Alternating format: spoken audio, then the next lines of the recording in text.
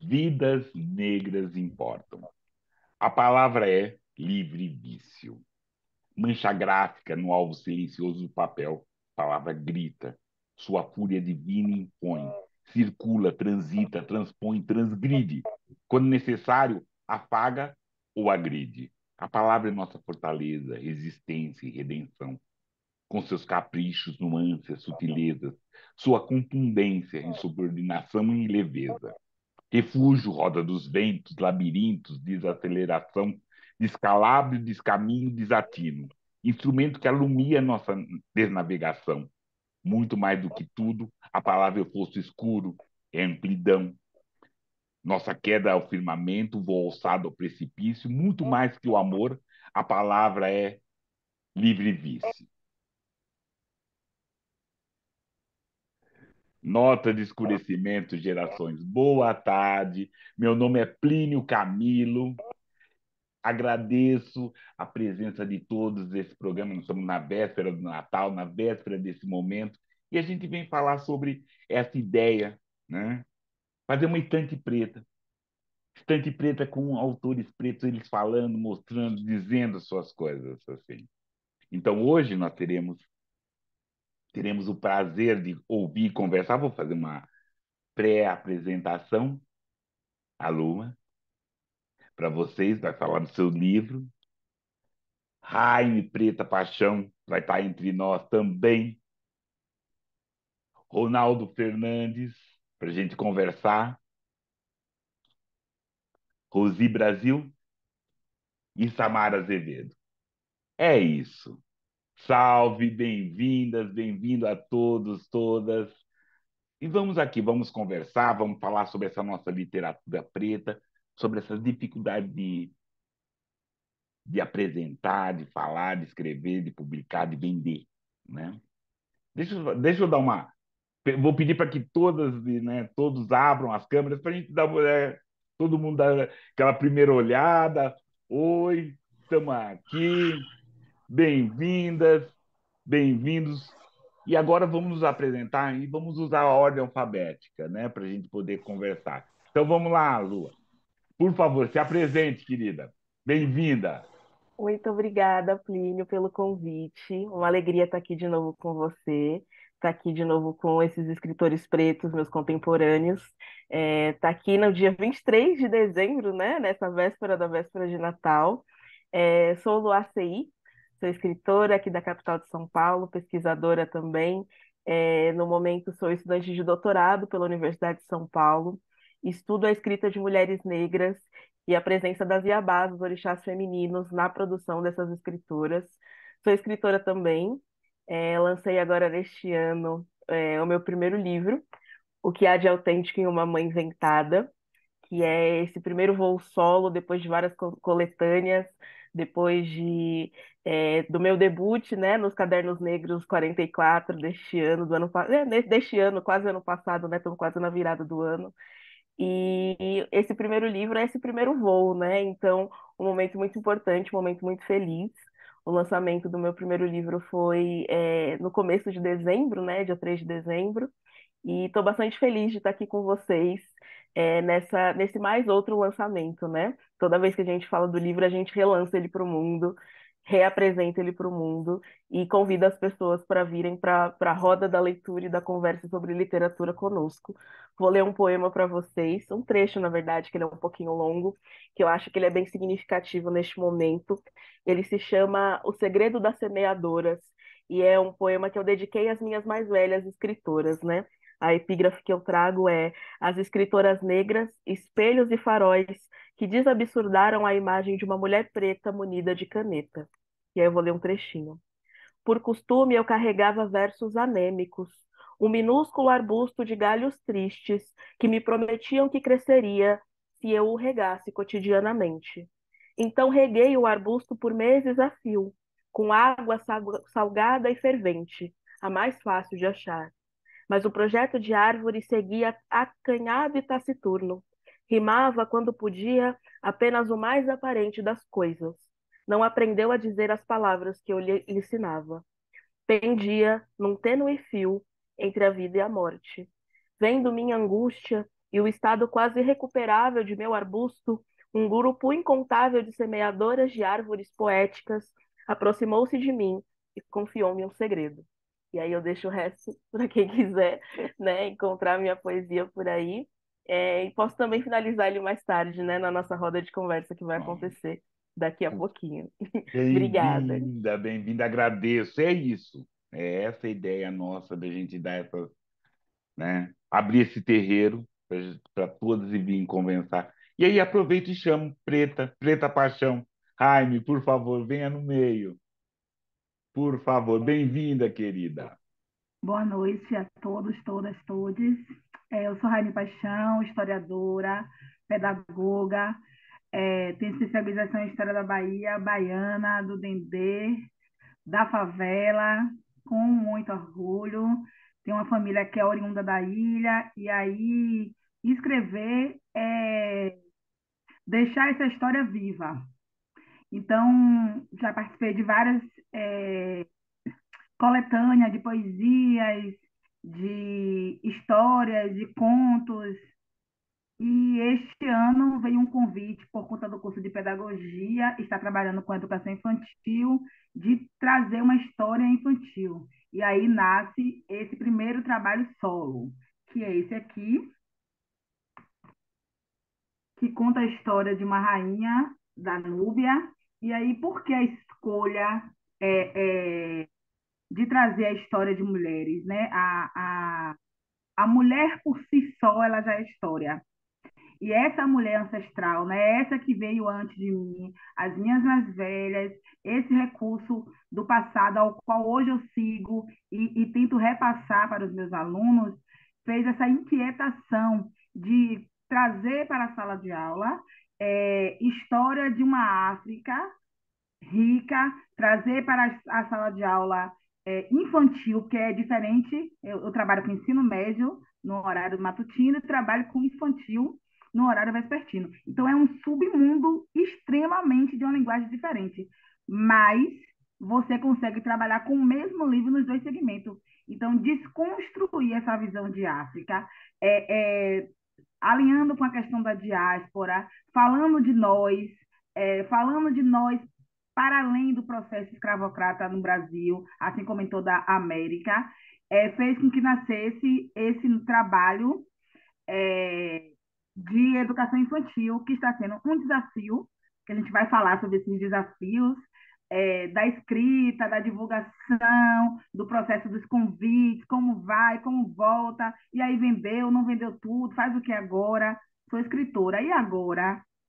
E aí, só para encerrar, antes de passar, eu também vou deixar um trecho de um poema que é meu, que está é, numa coletânea do ano passado, que diz assim: ela escolheu ficar onde ela é bem-vinda, onde ela é esperada, é totalmente acarinhada e com boas energias, com pessoas leais e afetuosas, que no espaço tenha risos e sinceridade. E essa é a minha atual vontade por trazer. Eu sou neta de uma mulher marisqueira, de uma mulher sambadeira, que tem um grupo de samba no Recôncavo. Então, estar num espaço desse, é onde eu cresci, é entender que estar num lugar que você é bem aceita, você consegue refazer esse processo para, quando sair desse espaço, conseguir enfrentar todas as outras demandas com resistência. Então, ela escolheu, sim, ser, estar e fazer acontecer. Então, é isso. Muito obrigado, Jaime. Muito obrigado. Vai voltar, vamos conversar, mas estamos aqui no momento de apresentação. Ronaldo Fernandes, vem aqui, venha para frente, querido. Vem aqui na frente do terreiro. Boa noite a todos e todes. Muito obrigado, Plínio, por essa oportunidade de reunir todos esse povo preto, essas mulheres e eu, o único homem aqui, né? Fora você, que é o conciliador de tudo, então eu que estou aqui. Meu nome é Ronaldo Fernandes. Eu quero dar boas-vindas a todas e principalmente a esse grupo de pessoas que está aqui, que eu fico muito orgulhoso de ver todas essas caras e todas essas escritoras, né? Então, meu nome é Ronaldo Fernandes. Eu, além de escritor, eu sou dramaturgo e também sou ator de teatro e também diretor. Atualmente, eu trabalho em dois coletivos. Eu tenho um coletivo em São Vicente, que é a Cia Trilha de Teatro, que é fundada por mim. E nesse coletivo, a gente pesquisa todos os movimentos e toda a ancestralidade negra, né? E a gente faz uma busca a nossa dramaturgia para trazer isso para cima, para fazer ferver, né? O nosso próximo projeto chama-se O Plano e é sobre o processo de abolição. Foi uma luta, na verdade, a gente quer dizer assim, a abolição foi pensada, foi um plano pensado por negros. E também faço parte de um outro coletivo, que é o Grupo Tescon de Teatro, em Santos, né? E que a gente está em cartaz com o Bodas de Sangue, uma adaptação do Bodas de Sangue, que vem aqui para São Paulo em fevereiro. E, claro, acabei de lançar o meu livro, que chama-se A Voa. Eu lancei em julho. E por que ele tem esse nome, A Voa? Por causa da minha avó. Eu sou nordestino, eu sou de Pernambuco, e a minha avó, o apelido dela, porque no Nordeste tem muito isso, você tem um nome e tem um outro nome. Então, a minha mãe é Raquel, mas era chamada de Branca, e a minha avó é Josefa Maria da Conceição, mas era conhecido por Voa. Então, como esse livro ele abre com algumas histórias da minha avó, então eu resolvi chamar A Voa, o livro, porque tem histórias de Dona Voa. E também tem uma trajetória minha que eu vou me reconhecendo como um homem negro, um homem pai, um poeta e assim vai indo. Então eu vou ler um poema aqui que é muito importante para mim, porque ele fala de beleza. Então, o título do poema é Aparência. Então, da tenra infância à adolescência, beleza sempre omitida. Da adolescência à crise dos 30, boniteza, qualidade esquecida. Depois, a tal vida que começa aos 40, lindeza era expressão desconhecida. Sigamos com a beleza omitida, a boniteza esquecida, a lindeza desconhecida, até que, da aparência, foda-se a regra estabelecida. Então é isso. Beleza, beleza, beleza.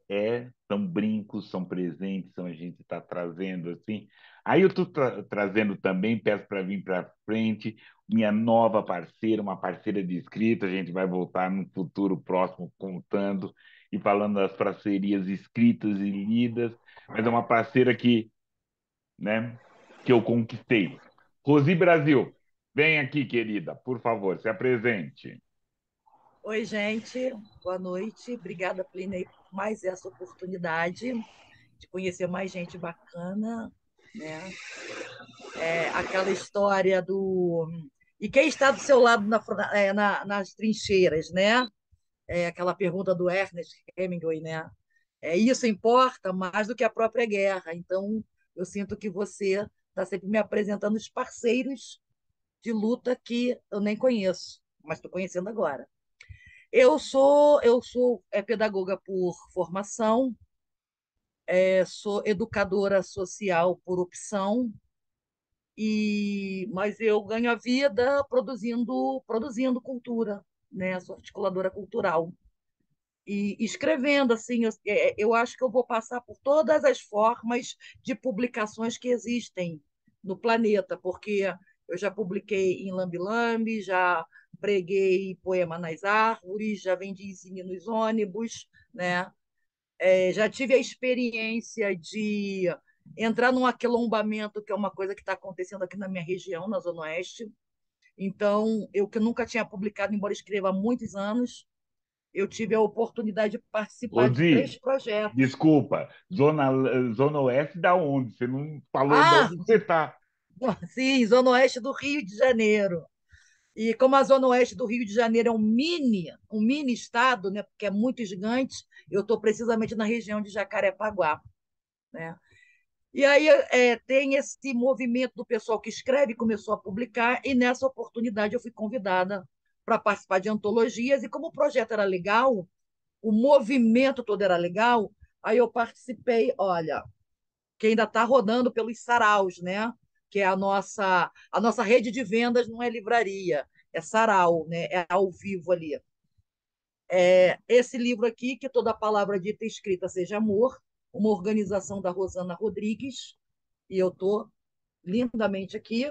Um outro projeto da Rosana, curadoria dela também, Nossas Linhas Negras na Pandemia. E eu tenho um texto aqui, tem um poema e tem um texto.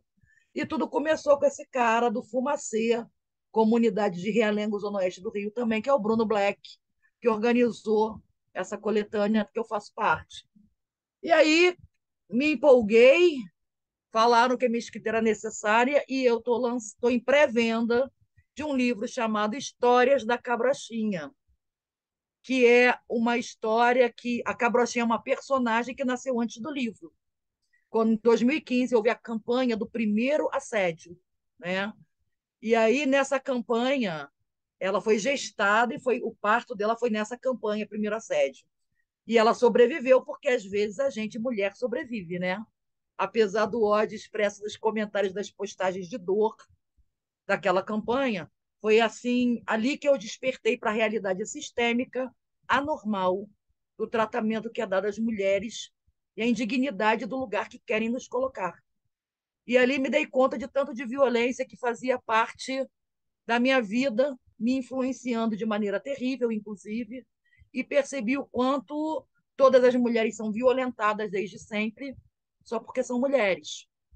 Então, a história da Cabrochinha, ela traz casos de violência aonde a tônica não é contar a violência, mas é buscar o porquê dessa violência.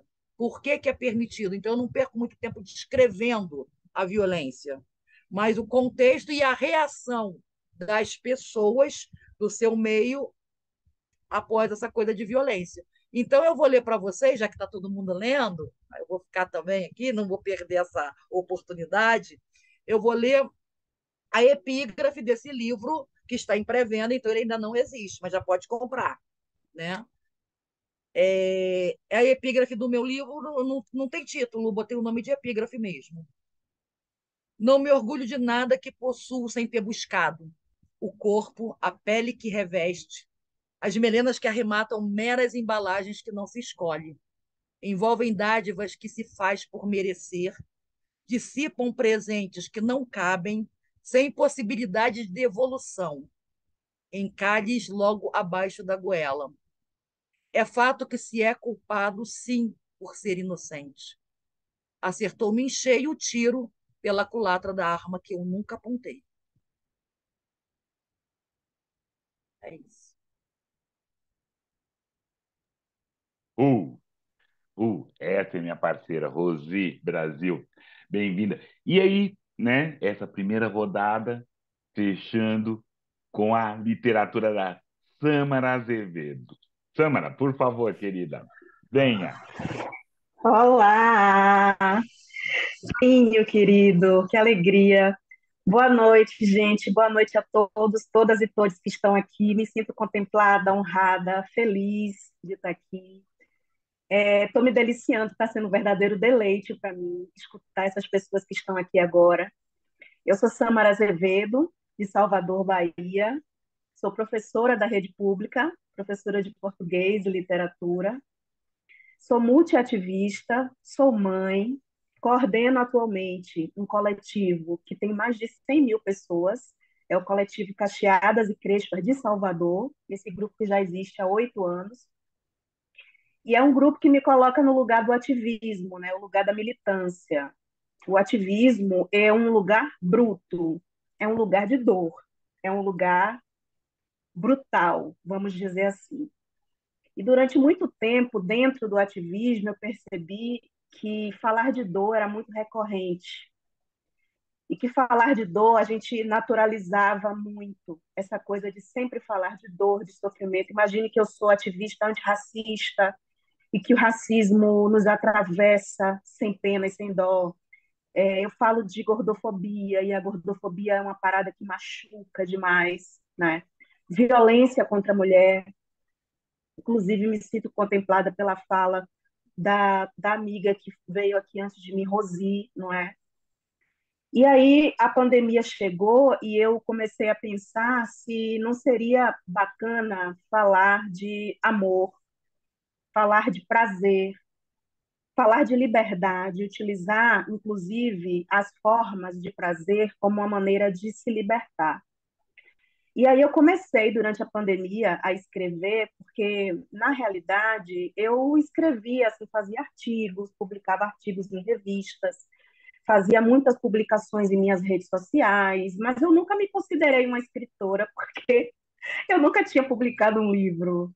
Eu nunca tinha publicado um livro. E aí eu pensei, como é que eu posso ser escritora, gente, sem livro publicado? E aí eu comecei a pensar, né, em escrever. Comecei a escrita de 3 livros. E o primeiro livro surgiu a partir desse pensamento de que eu não iria mais falar de dor, não era, eu não queria que naquele momento, inclusive diante das atrocidades que a pandemia nos colocou, né, diante dos nossos olhos e muitas vezes dentro da nossa casa e no nosso trabalho, e eu disse, não, vamos falar de prazer um pouco, e aí eu fiquei pensando, eu sou professora, eu sou a professorinha. Como é que a professorinha vai falar de erotismo? Como é que a professorinha vai falar de prazer, de gozo? E aí eu comecei a me debruçar sobre a literatura erótica, né? Comecei a pegar algumas referências do que seria a literatura erótica. E aí alguns colegas aqui começaram a ler trechos de seus livros, ou poemas, ou o epílogo, como foi o caso de Rosi. E eu quero trazer Audre Lorde. Eu desejo muito ler um poema meu aqui hoje, mas é que eu eu quero começar com Audre Lorde, porque foi ela que me abriu os olhos para que eu entendesse da legitimidade de se falar de erotismo e da validade de ter o erotismo como uma literatura genuína e verdadeira. Eu não deixaria de ser escritora, eu não seria mais escritora ou menos escritora por iniciar na minha vida, lançando esse primeiro livro, falando do erótico, não é? Audre Lorde me abraçou com as palavras, né? E eu quero ler um trecho do artigo dela que se chama Usos do Erótico. É um trecho curto, mas que resume e que vai traduzir completamente tudo que eu pretendo, tudo que eu pretendi, né, publicando o livro Desejo Insano, que é o meu primeiro e-book solo. Eu estou muito feliz com essa publicação. Desejo Insano é uma experiência sensorial, não é? E eu preciso ler um trecho de Audre Lorde para que vocês entendam a lógica da literatura erótica e do erotismo como forma de liberdade. Há muitos tipos de poder, os que são utilizáveis e os que não são, os reconhecidos e os desconhecidos. O erótico é um recurso que mora no interior de nós mesmas, assentado em um plano profundamente feminino e espiritual, e firmemente enraizado no poder de nossos sentimentos, não pronunciados e ainda por reconhecer. Para se perpetuar, toda a opressão deve corromper ou distorcer as fontes de poder inerentes à cultura das pessoas oprimidas, fonte das quais pode surgir a energia da mudança. Fomos ensinadas a desconfiar desse recurso que foi caluniado, insultado e desvalorizado pela sociedade ocidental. De um lado, a superficialidade do erótico foi fomentada como símbolo da inferioridade feminina. De outro lado, as mulheres foram induzidas a sofrer e a se sentirem desprezíveis e suspeitas em virtude de sua existência. Daí é um pequeno passo até a falsa crença de que só pela supressão do erótico de nossas vidas e consciências podemos ser verdadeiramente fortes. O erótico tem sido frequentemente difamado pelos homens e usado contra as mulheres. Tem sido tomado como uma sensação confusa, trivial, psicótica e plastificada. É por isso que temos muitas vezes nos afastado da exploração e consideração do erótico como uma fonte de poder e informação, confundindo isso com seu oposto, o pornográfico. Mas a pornografia é uma negação direta do poder erótico, uma vez que representa a supressão do sentimento verdadeiro. A pornografia enfatiza a ação em sentimento. Em contato com o erótico, eu me rebelo contra a aceitação do enfraquecimento e de todos os estados de meu ser que não são próprios de mim, que me foram impostos, como a resignação, o desespero, o autoaniquilamento, a depressão, a autonegação. Reconhecer o poder do erótico em nossas vidas pode nos dar a energia necessária para fazer mudanças genuínas em nosso mundo, mais que meramente estabelecer uma mudança de personagens no mesmo drama tedioso. Pois não só tocamos nossa fonte mais profundamente criativa, mas fazemos o que é fêmeo e autoafirmativo frente a uma sociedade racista, patriarcal e antierótica. Audre Lorde nos presenteia com esse texto e abre um portal para que eu finalmente me torne a escritora de livro, que publica o livro. E é isso. E é isso, é essa conversa, essa pretaiada, essa negada que estamos aqui. E aí eu estou abrindo a conversa, querido. Vamos lá, abrindo a conversa para quê? O que que a gente vai falar? O que que a gente vai conversar? A gente tem aquelas pontas, né? Conversamos do que é publicado, né? Do que é escrito, essa questão toda. Mas o que eu acho interessante, e essa última fala da Sâmara, assim, tornamos escritor a partir do momento que a gente publica ou tornamos escritor a partir do momento que a gente começa a escrever? Quem é? Vem para frente. Foi a Sâmara que deu a ideia. Vamos pedir para ela jogar, ser a primeira? Vamos lá? Eu podia jurar que começa pelo processo de escrita. Eu podia jurar. Mas aí eu fiquei pensando em considerar o trabalho de escrever como um trabalho, né? É como uma profissão, eu não sei se eu vou conseguir me expressar. E aí, escrevendo, por exemplo, fazendo reflexões nas redes sociais, que é uma experiência de escrita, e aí eu digo que é uma escrita intimista, né? Que é uma escrita não sei, é o que a gente sente na hora. Escrevendo também para artigos em alguns sites e algumas revistas, eu não obtinha o retorno que eu gostaria. Vamos dizer assim, que eu não obtinha o reconhecimento. Eu não conseguia, Plínio, nem me considerar articulista, só para você ter ideia. E olhe que foram alguns artigos que eu escrevi, e eu não conseguia me considerar articulista, mas eu tive assim muitos retornos de pessoas que disseram para mim que a partir da leitura daquilo que eu pensei, daquilo que eu escrevi, mudaram também suas visões e seus posicionamentos. Só para você ter ideia, depois que eu comecei a pré-venda de Desejo Insano, que eu fui trazendo alguns trechos dele, muitas mulheres me procuraram para dizer que nunca tinham lido um texto erótico, que tinha, em algum momento da vida, tinha escrito um texto e que nunca tinha coragem, nunca teve coragem de mostrar a ninguém, não é? E que tinha medo do julgamento das pessoas ao consumir esse tipo de literatura. Eu ainda tenho dificuldade, eu ainda estou com dificuldade de que pessoas próximas a mim adquiram o livro, porque a gente começou, tem 10 dias que eu comecei com a pré-venda, e o lançamento do livro foi quinta-feira passada, numa live gostosíssima, muito boa. A aceitação pelo tipo de literatura que eu propus foi muito boa, mas as pessoas estão, como é que fala? Não, tímidas, eu não sei se essa é a palavra. Constrangidas, eu também não sei se é essa a palavra, mas as pessoas não estão adquirindo o livro como eu imaginei que elas fossem adquirir. E é um e-book, e é uma experiência, como eu disse, tem playlist para ouvir na hora da leitura, tem sugestões do que fazer antes, durante e após a leitura, né? Eu tenho tido retornos lindos, né? Assim, de pessoas dizendo o que é que o livro causou nelas, né?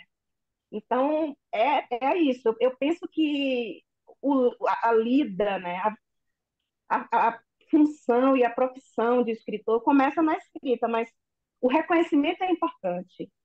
A publicação de um Eu, livro, algo que engraçado. você possa dizer que foi você que fez. E eu quero só rapidinho, desculpa interromper o colega que vai falar, mas eu quero dizer que o processo de Desejo Insano, que é o meu livro, foi todinho feito por mim.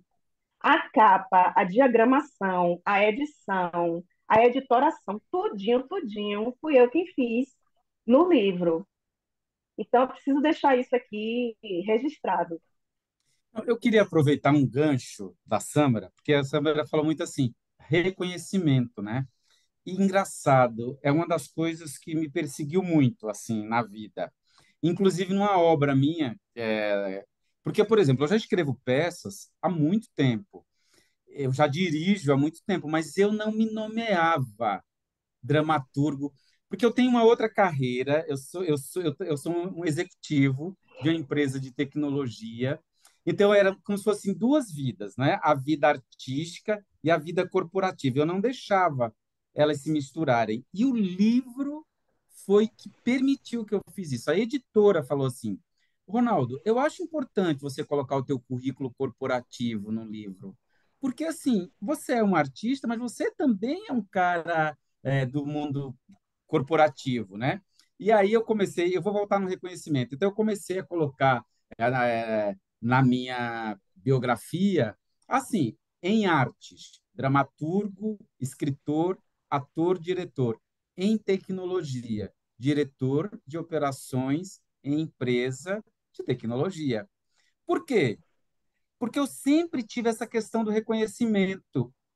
Inclusive, eu escrevi uma peça sobre o Benjamin de Oliveira, que foi o primeiro palhaço negro desse país e que foi um dos fundadores do Circo Teatro. E a cena final é sobre reconhecimento, porque assim ele é esquecido, não sei o quê, e aí ele ganha uma aposentadoria, sabe? Meio uma aposentadoriazinha no final. Se reúnem artistas, porque ele estava na miséria e conseguem uma aposentadoria para ele. E aí a cena final é ele dizendo assim, a próxima do final, ele diz assim: ah, então, se reuniram tais artistas e conseguiram uma aposentadoria para você, Benjamin. Aí ele fala assim: finalmente, obrigado pelo reconhecimento.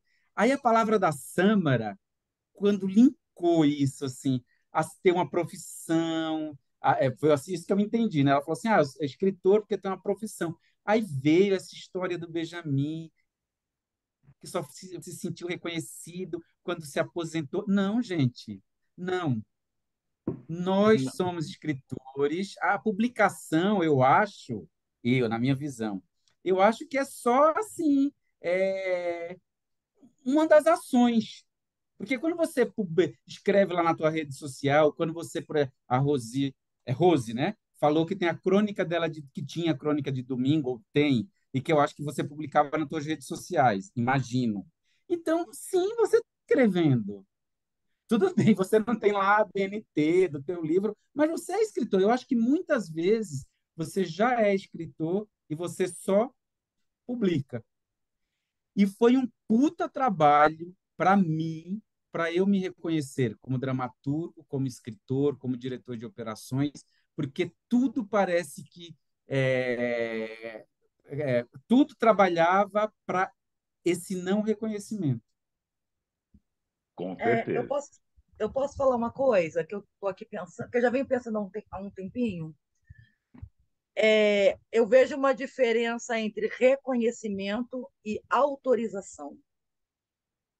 Principalmente, talvez, o Ronaldo, por você ser um cara do ambiente corporativo, uma coisa encaixada, né? Enquadrada, tem um funcionamento, tem uma metodologia, tem um, tem até a questão corporal, a roupa que veste e tudo mais, né? É, e o que se espera de um executivo, né? De uma pessoa do mundo corporativo, que não é a mesma coisa, a mesma postura que se espera de uma pessoa do meio artístico. Todo mundo acha que um artista se apresenta como doido, um escritor como tímido e um executivo como um careta, né? O E frio calculista, né? Um é, psicopata. exatamente. Então, assim, e no meu caso, como mulher, e mulher preta, tem a questão de todo mundo espera que uma mulher preta seja sempre a empregada, a servente, a pessoa que serve o cafezinho, aquela personagem que nos livros não vão ter nome, na novela vai abrir a porta, entrar muda e sair calada, sempre ser a escada do artista principal quando, né? Então, assim, e esses conceitos de autorização, não de autoridade, mas de autorização, eles entram na gente, na vida, sem a gente entender. Quando a gente se descobre como sendo alguma coisa, primeiro a gente espera uma autorização de fora e depois a gente demora muito a nós próprios nos autorizarmos a usar. Peraí, como é que eu vou dizer que eu sou escritora se eu não escrevo livro, se eu só escrevo na internet, se eu só escrevo no guardanapo, no meu caderno, né? E o reconhecimento, para mim, ele é um resultado de quando você se autoriza como escritor, ganha cara de botar teu coração ou a tua escrita para público, para rolo, porque depois que você escreve, tchau, não é mais seu, não adianta você interpretar, né? E aí vem o resultado que é o reconhecimento, ou falta dele, né? Mas o reconhecimento eu acho que ele é uma consequência, sabe? Talvez por eu ter essa vivência de pessoa preta, que é difícil me autorizarem a eu ser o que eu sou, ou o que eu quero ser, a chegar onde eu quero chegar, eu consegui sacar essa diferença entre essas duas coisas. Justo, justo. A Lua? Eu ia abrir o microfone exatamente para falar que tudo isso que a Samara falou, eu estava aqui, quando a Samara falou, eu falei, tem que falar. Aí o Ronaldo falou, e aí ele foi, e a Rose também foram incrementando justamente tudo do que eu estava pensando. Então eu estava muito aqui, né, fazendo joinha, Uhum. porque muito do que eles falaram me contemplou muito. E eu, enquanto profissional de letras, uma pessoa que se formou numa universidade que tem uma tradição, sobretudo de formar professores e críticos literários, ser uma pessoa que também se formou escritora, né, na graduação em letras na USP, é uma questão que até hoje para mim é um pouco espinhosa, porque desde sempre, assim, nos corredores, nas aulas, sempre se tem muito aquela ideia de que o curso de letras não forma escritores, e na verdade é, tira escritores, pessoas que escrevem desde sempre da vontade de ser escritores, porque são sempre colocados muito com uma espécie de régua, né, de uma busca por um absurdo, porque a gente lê Machado de Assis, a gente lê Cruz de Souza, a gente lê, a gente está sempre cara a cara com coisas que a gente, de alguma maneira, enquanto escritor, não só como estudante de letras, mas de alguma maneira sente que precisa perseguir, né, uma excelência literária, uma lógica de produção, uma abundância de escrita que muitos de nós, enquanto talvez escritores iniciantes, não têm. Então, também tudo isso que vocês dizem, né, dessa necessidade de se autorizar, né, de reconhecer a autoridade em si, para poder depois se autorizar e dizer eu sou escritor, é muito importante. E para mim foi uma questão muito espinhosa e ainda de vez em quando acaba sendo, né?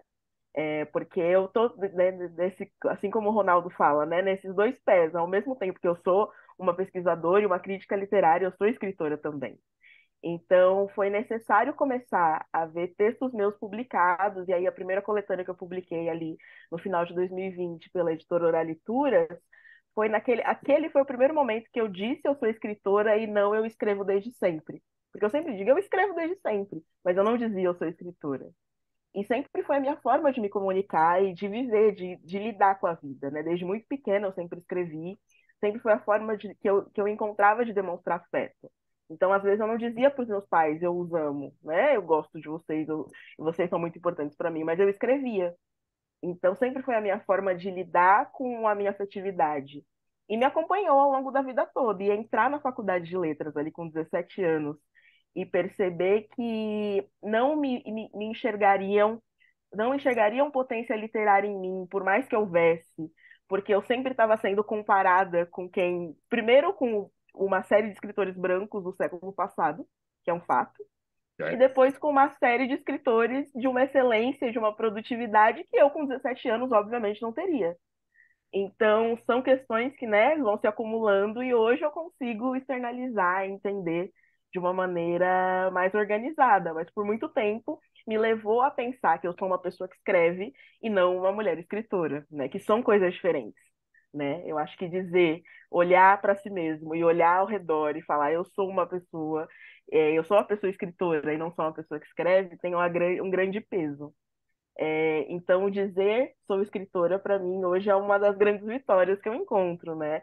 Poder ter publicado o meu livro aqui, trazer ele para apresentar para as pessoas, e lançar, e ler, frequentar saraus, enfim, é uma coisa que chegou junto também com essa ideia de dizer eu sou escritora. E eu acho que também tem uma outra dimensão que a Rose também traz, que é quando você publica e você entrega a sua obra para o mundo, ela não é mais sua.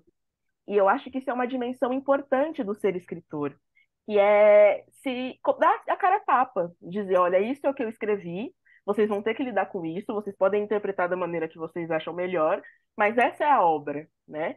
E para muitas pessoas, às vezes, esse é o medo, porque o que está escrito, ainda que você reedite em alguma reimpressão ou alguma segunda, né, uma segunda edição, aquilo está no mundo. E aquilo, de alguma maneira, é uma fotografia de um momento seu. Ainda que passe 15 minutos que você publicou e você não acredite mais naquilo, tá no mundo, tá impresso, né?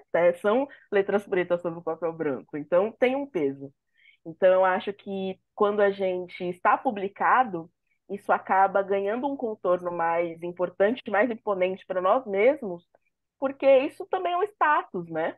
Poder ter a materialidade do livro, tocar, cheirar, é importante, né? É uma dimensão importante do ofício de escritor.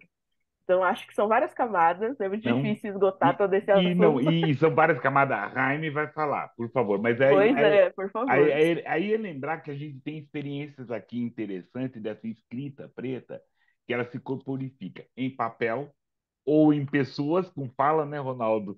Em cenários, em pessoas, em movimentação, porque você escreve e depois alguém fala e alguém transforma, ou, né, Rose, se transforma em música, alguém que cante a sua letra, né? Então, são essas outras vivências dessa questão preta que faz da gente, né?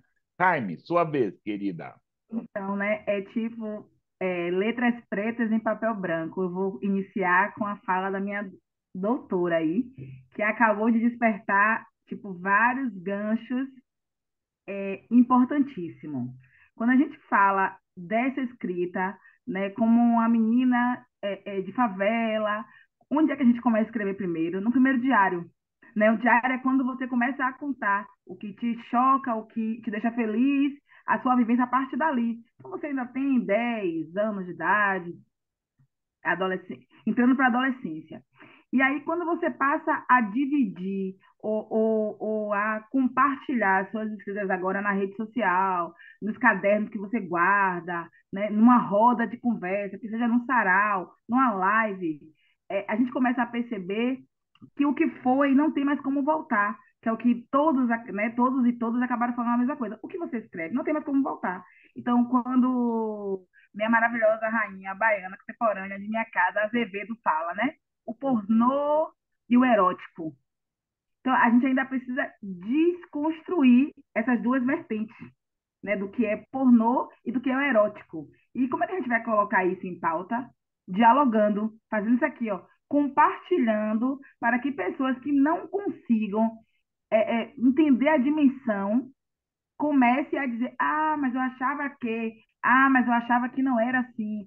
Então, é essa versão. Eu sempre vou trazer como exemplo clássico a minha vivência dentro do Recôncavo Baiano, porque quando eu era menor, né, novinha, e via na praia as meninas que iam mariscar, e que uma cantava, e que a outra completava, e que tinha um professor que escrevia tudo que elas falavam. E hoje elas têm um CD onde conta essa vivência dentro da maré que baixa, que sobe, né? A maré que vai trazer amanhã um outro novo marisco, catar esse marisco, vender, não vender o marisco e comer o marisco a semana toda porque não vendeu. É essa história que é dos nossos mais velhos, é essa escrita, né? Ser escritor, não ser escritor, você escreve para quê? né? Qual é a intenção dessa sua escrita? Então, né, a gente tem um campo muito grande quando a gente vai se dizer escritor ou não escritor, mas eu escrevo. Então, se eu escrevo, e aí quando eu fiz história, tinha 17 anos, eu lembro que eu falava que eu queria trabalhar numa revista negra para falar do povo negro. Aí passou-se o tempo e não aconteceu isso. Quando a Mangueira lançou o enredo onde ele fala venha conhecer a história que a história não contou. E eu fiz um textinho e publiquei no Instagram. Foi assim que a editora me procurou, né, onde eu fazia uma crítica, na qual os meus alunos eles não se encontram nesse livro didático. Esse livro ele não fala, ele não lê a história dos meus alunos.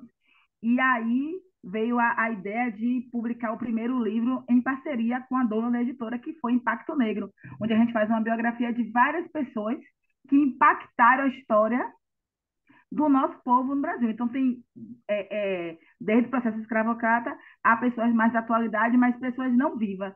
Então, aí, quando tem qualquer atividade na escola que os meus alunos pegam esse material, sabe? Ah, não, eu quero falar sobre Dandara, eu quero falar sobre Zumbi. Tá tudo lá, quem foi, eu quero falar sobre a Mãe Preta. Então, é essa a importância para que e para quem eu estou escrevendo. Então, eu acho que é isso, né? Letras pretas em papel branco, sim. Beleza. Deixa eu aproveitar e falar para todos e todas que estão nos assistindo, assim, que a maioria daqui a gente já tiveram seu voo solo em dupla no Nota de Escurecimento, para você também ver, né, a profundidade desses escritos da Rosi, que teve, sabe, foi uma Kizumba ótima, o Ronaldo, que foi um do primeiro ano. Foi muito interessante que ele teve uma passagem que todo mundo, e foi ao vivo, e nós ficamos emocionados, e ele começa a chorar, e todo mundo chora, e foi muito legal. A, a Jaime também numa Kizumba, a Luma também muito legal, e nós teremos a Sâmara ano que vem para a gente poder conversar. Mas é assim, vejam, né, nos assistam, nos falem, né, dessa questão dessa literatura negra. Vamos lá, mais uma rodada agora. Vou chamar mais uma rodada para a gente poder ler. E aí eu vou pedir para que cada um, dê o serviço. Como que eu posso adquirir o seu livro? Essa é a questão importante. E vamos fazer o inverso, tá bom? Os primeiros serão os últimos. Sâmara, agora leia um trecho do seu livro, por gentileza, e fala como a gente pode adquiri-lo. Por favor. Olhe bem, eu não posso ler o trecho do livro, porque, como eu disse para vocês, é um livro de textos eróticos. Então, poucos trechos eu poderia ler aqui. No Por quê? Não, entanto, não, não, não sei por quê. é Por quê? Não tem por problema. causa por causa do conteúdo. Então, eu vou pegar um trecho, olha bem, eu trouxe um poema erótico, que foi o primeiro texto erótico que eu escrevi, e ele é recheado de pudores. Eu fiquei procurando palavras para poder substituir o que eu queria dizer, porque eu estava com medo do que as pessoas iam pensar, por que ela está escrevendo sobre isso. Ela tem filha, ela é professora, e eu sou professora do ensino médio, de escola pública aqui na Bahia, não é? Então eu fiquei cheia de pudores para poder expressar o meu sentimento, o meu eu erótico. E aí eu escrevi esse poema, que é um poema erótico, mas é um poema cheio de pudores. Mas já que é possível trazer um trecho do livro para cá, é, eu vou trazer um trecho que dá o título ao livro, porque é um livro de contos. Ele vem com 5 contos eróticos. E eu escolhi o nome de um conto para ser o nome do livro, que é o meu conto preferido, que é Desejo Insano. Peraí. Então, enquanto Sâmara está procurando o trecho, está vendo lá, peço a todos e Sim. todas, vamos lá. Assine o canal. Sâmara, por favor. Eu não sei como é que está a minha câmera, mas o trecho Se que eu está trago é o fechada, seguinte. sua câmera está fechada. É porque deu aqui um tilt, gente. Deu um problema que fechou do nada a minha câmera, eu não Então consigo vamos abrir. Eu abrir, posso? então vamos fazer todo mundo fazer companhia. A gente fica aqui, fazendo aqui, a gente fica ouvindo e você está aqui. Pode falar, querida. Vamos lá. Vou começar um trechinho, hein? Suas línguas se entrelaçavam, os lábios se tocavam, durante o beijo faziam carinho um no outro, e a respiração de ambos ficou ofegante. Era como se tivessem com muita fome e a comida finalmente tivesse chegado. Aquele seria o último prato do planeta Terra. Esse é o trechinho de Desejo Insano, que para mim é um trecho que eu posso ler aqui, mas eu tenho também um Os poema. limites são seus, nós aceitamos, mas os limites são Ah, seus. Aqui a gente já sabe, a gente fez coisa pior, né, Ronaldo? ah!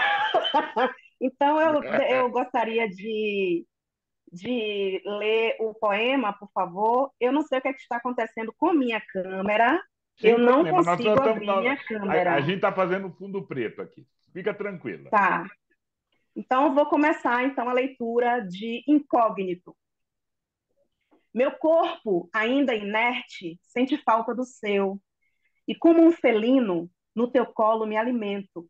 Desejo sua boca mais que tudo, meu alívio, como se nenhuma outra solução fosse possível. Só o cheiro da sua pele é meu sustento. Minha carne reconhece quando você me toca, porque essa junção inebriante me apetece. A sua saliva que em minha garganta escorre, entre lábios que se colidem numa dança incólume, me enlouquece. Mãos e pele no movimento lânguido, em uma inútil tentativa de lucidez, porque nesse instante para nós nada importa. Ninguém pensa no ardor que esse fogo provoca quando percebo o seu membro em rigidez. Concupiscentes, meu ritmo e o seu, por entre minhas pernas, meu líquido propala. Brindamos ao prazer inevitável desse momento. Nosso deleite se une ao sentimento que resvala. Você, incógnito, é o meu desafio, não inteiro, mas intenso e total. Me apraz o delírio e a sedução, porque não há nada que me desperte tanto tesão do que duas almas num gozo carnal. É isso aí. É incógnito. Muito obrigado. Aqui eu já chamo, então vamos chamar para o meio aqui para fazer também poder declamar suas coisas. Vamos lá, Rosi, por gentileza, querida. Está desligado o seu microfone. Eita, não aprendi nada na pandemia, né? Né, não, Nem me- aprendemos a desligar e assim ficar falando em mímica. Assim. Eu separei dois trechos, eu vou ler o primeiro, que Por eu achei favor. que é mais pesado. Eu vou ler um parágrafozinho só, rapidinho, né? Porque é prosa, né? Histórias da Cabrochinha, ele abre com uma epígrafe que é um poema, mas depois é só prosa, são histórias, né? Então, o trecho que eu vou ler é de um texto chamado Canceladores.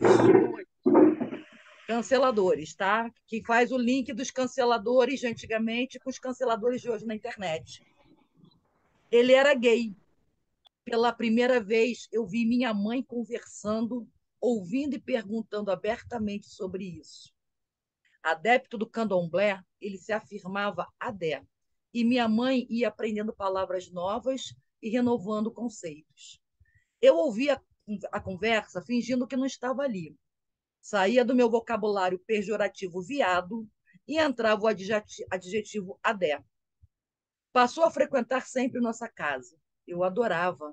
Era uma novidade para mim, numa família de gente bem mais velha que eu. Ele dançava disco music muitíssimo bem.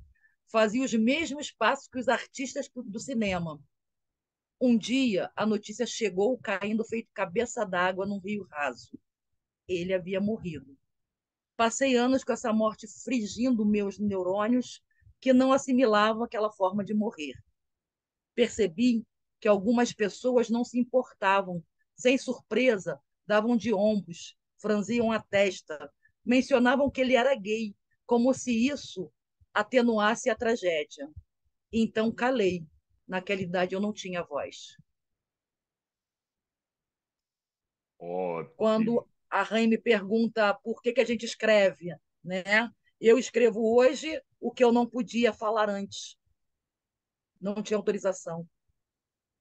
É, e são isso que nos motivam, né?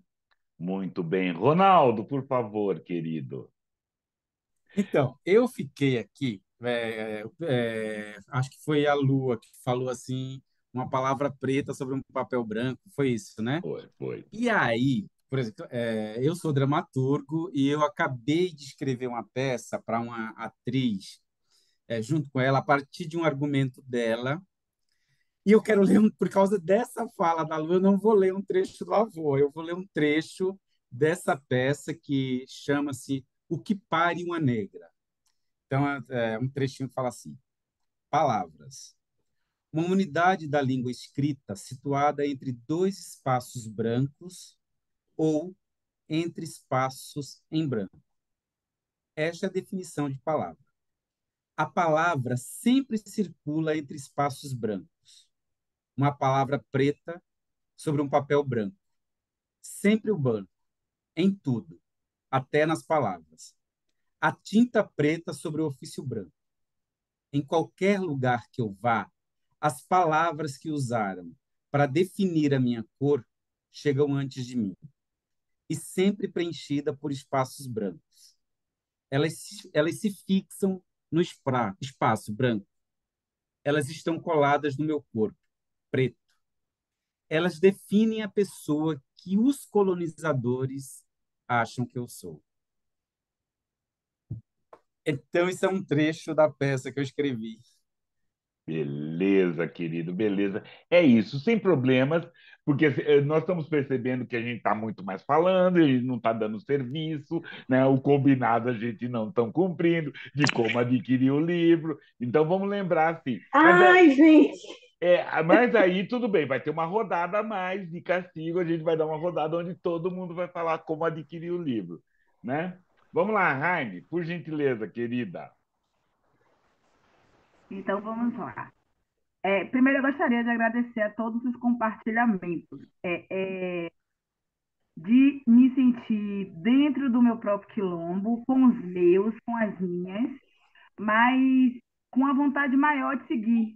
E quando a gente consegue perceber que o outro, a outra, tem história que se parece, né? Quando os Brasil ela diz assim: hoje eu falo aquilo que eu não podia falar lá atrás. Né? O silêncio de ontem não vai ser mais o de hoje. Então a gente pode seguir.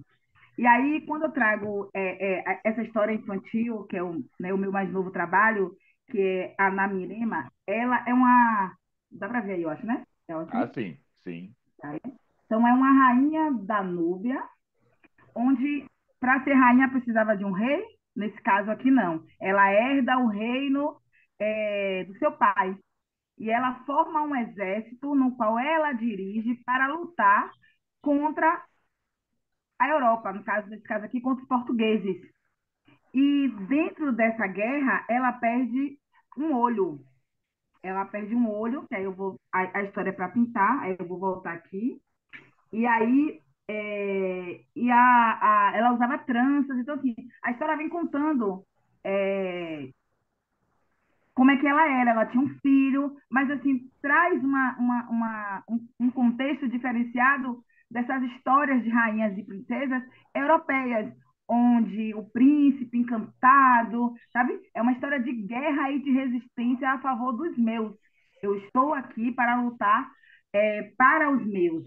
E aí eu vou ler um trecho da história que diz assim: na guerra, a rainha perdeu um dos olhos, lutando contra soldados, e esse fato não mudou sua história. Ela ficou ainda mais forte e passou a ser chamada Feroz Rainha de um Olho Só. E essa história da Feroz Rainha de um Olho Só, ela pode ser associada à Feroz Mãe que criou só. Feroz mãe que deixou o seu em casa para cuidado da outra, abaixo da favela, no asfalto. Feroz mãe que não sabia ler, mas todos os dias, ao chegar em casa, corrigia a atividade da criança, porque conseguia entender que havia um trecho de caneta e um outro trecho de grafite. E alguém explicou a ela que era a pergunta e a resposta. E ali ela cobrava todos os dias daquela criança. Fez atividade de casa, Joãozinho. E Joãozinho tinha medo, porque ele não tinha noção que essa feroz mãe estava apenas a lhe proteger. Então, falar de rainhas do contexto africano é falar das nossas. É esse meio ao qual aqui todos nós, acabamos que vivenciamos, né? Onde a mãe cria com o pai, mas a mãe também cria só, o pai também cria só, né? A responsável da casa sai às 4 horas da manhã para prover, e esse prover é uma guerra diária. Então, trazer essa história de séculos antes de Cristo, né, dentro da contagem romana, é entender que ainda hoje vivenciamos coisas relacionadas à nossa história. Só para falar onde é que está meu livro, ele está na editora Literarte, do Rio de Janeiro. É isso.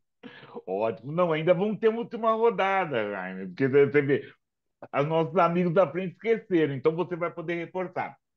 A Lua. Estou muito feliz de falar agora depois da Jaime, porque o meu livro é sobre maternidade, né? Então, ela falar sobre maternidade, ainda que seja uma maternidade diferente da que eu trabalho no livro, porque a maternidade que eu trato é a maternidade ainda não exercida, né?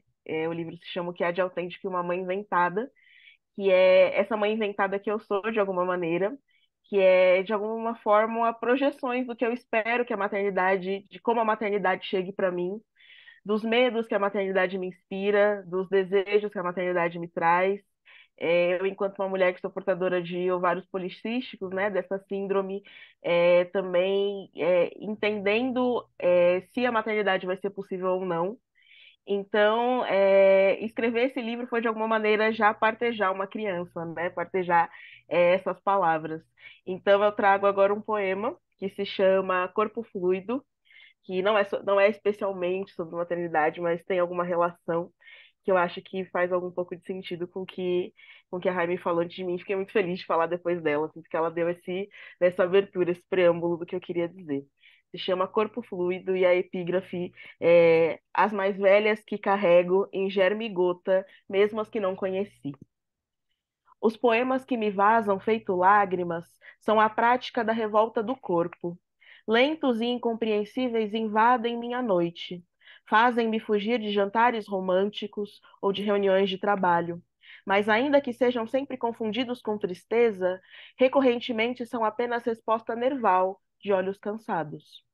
Os poemas que me irrompem feito saliva estão em constante e acelerada produção. Molham sem distinção qualquer palavra minha, até as juras de amor fiel. Escapam da boca por ato falho, e quando são propositais, brotam de um ódio poucas vezes perdoável.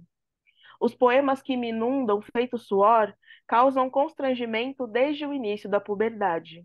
Nascendo pelas cateras da minha carne, sem acordo ou permissão, denunciam mais que calor. São testemunhas do que aprendi a gritar, sobretudo em silêncio. Os poemas que me fogem, feito sangue por agulhas nas feridas, entre as pernas, são a chave e a tranca da vida.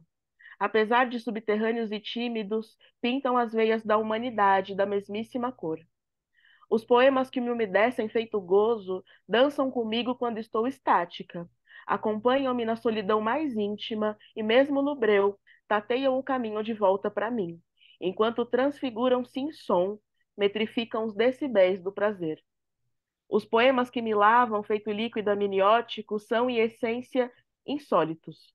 Pacienciosos, mas pontuais, germinam do corpo como um susto, anunciando uma nova ordem do dia. Trazem em seu rastro a maior dor dentre as dores, a de perceber-se despedaçável. Os poemas que me batizam, feito leito do peito, esbranquiçam meu seio para sempre negro e inauguram sentimentos sem nome, talvez até sem precedentes. Sopram ao pé do meu ouvido que ser alimento é ser divindade, é descobrir o que guarda a cabaça da Viabá. É isso. Salve, salve. É isso, é essa nossa produção preta. É isso que a gente está fazendo. A gente vai fazer uma rodada rápida, vou jogar todas e todos aqui em galeria para a gente se ver.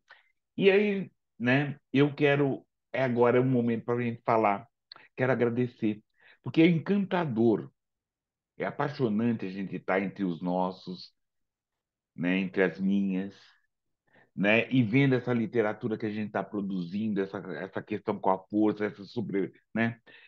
Tá conseguindo ver onde a gente é parecido, onde a gente é diferente, onde a gente se complementa. Além do que é um prazeroso uma conversa, né? Véspera do Natal, véspera dessa história que significa não sei o quê para cada um, mas que para a gente significa essa consagração, que foi um ano de consagração para a gente, porque estamos publicando as nossas coisas, né? Estamos publicando, foi um ano de consagração, e eu posso falar, né? Foi um ano que a gente foi finalista do Jabuti com Pretos de Encontros, onde a gente pôde falar. Então, é um ano de consagração preta mesmo. É um nosso ano de consagração preta, assim. É isso que eu agradeço.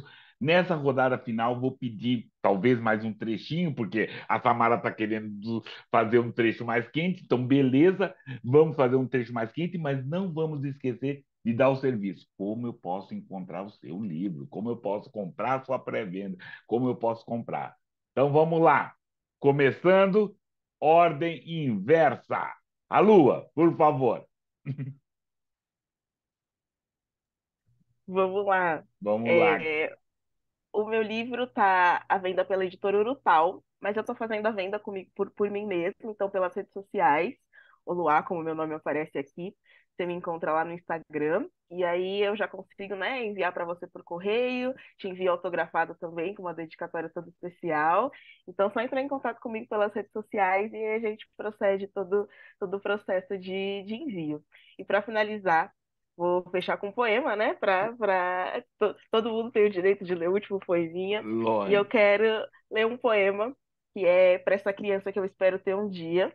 E é um poema que eu dedico para o meu companheiro, Russani, que está comigo há quase 8 anos, um relacionamento bem longo.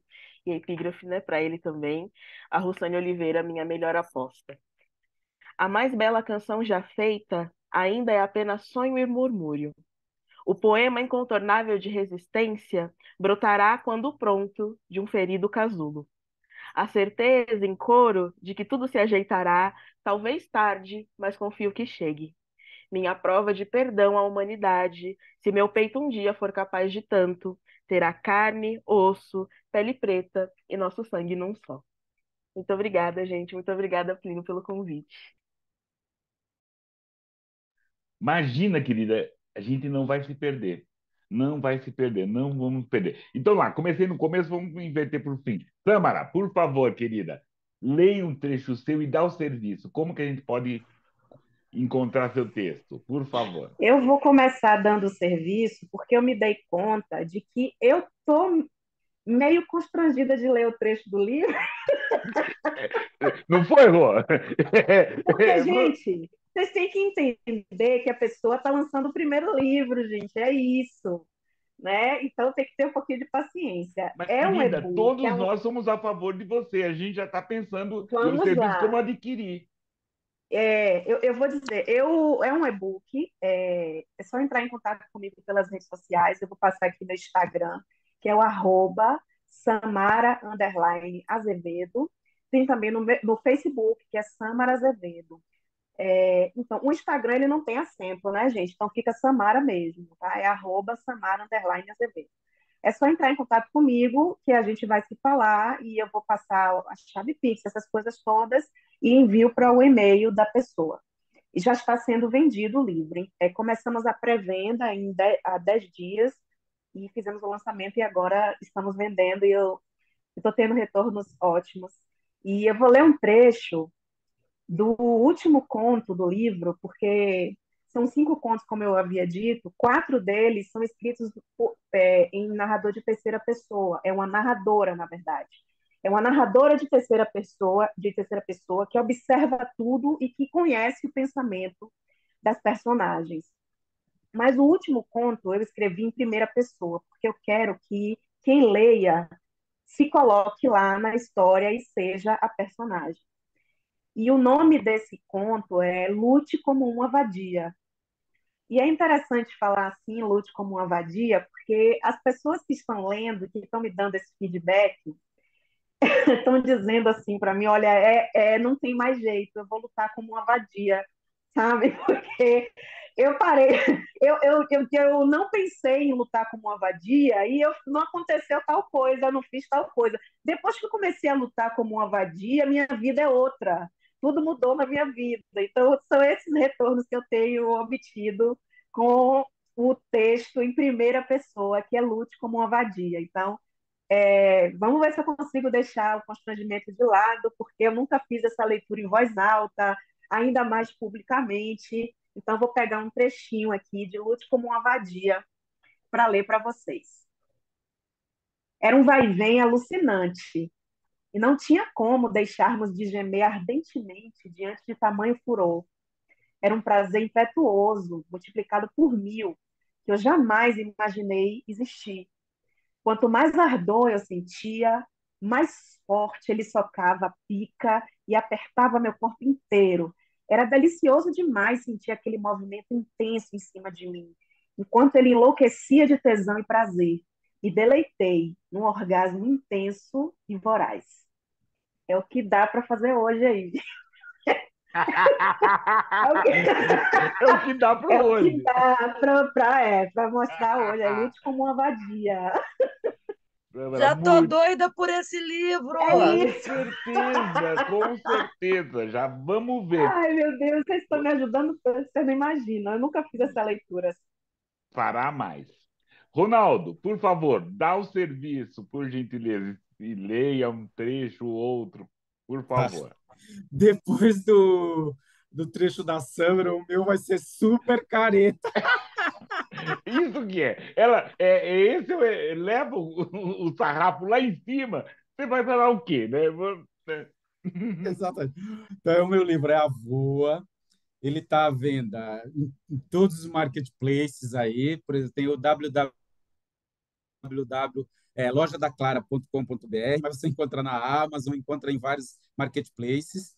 E também me chama ali nas redes sociais, @ronfernandes, que eu tenho lá, me manda um direct, que eu também faço todos os trâmites de mandar, faço autografado, enfim, e mando para vocês. Eu amei o trecho da Sandra, mas eu vou ler um trecho mais comportado. Eu vou ler um poema, aí eu tenho que colocar o óculos a ler, e é assim: a vida sempre vence. O emparedamento das minhas emoções resultou no óbito dos meus desejos. Mas é no choro que se mistura ao café que bebo, que me aqueço e sobrevivo. Sei que não há consolos para os perdedores. Nada. Nem um simples olhar. Talvez misericórdia. Na cegueira da perda, me desfiz, mas me reconstruí, mesmo sabendo que perdi.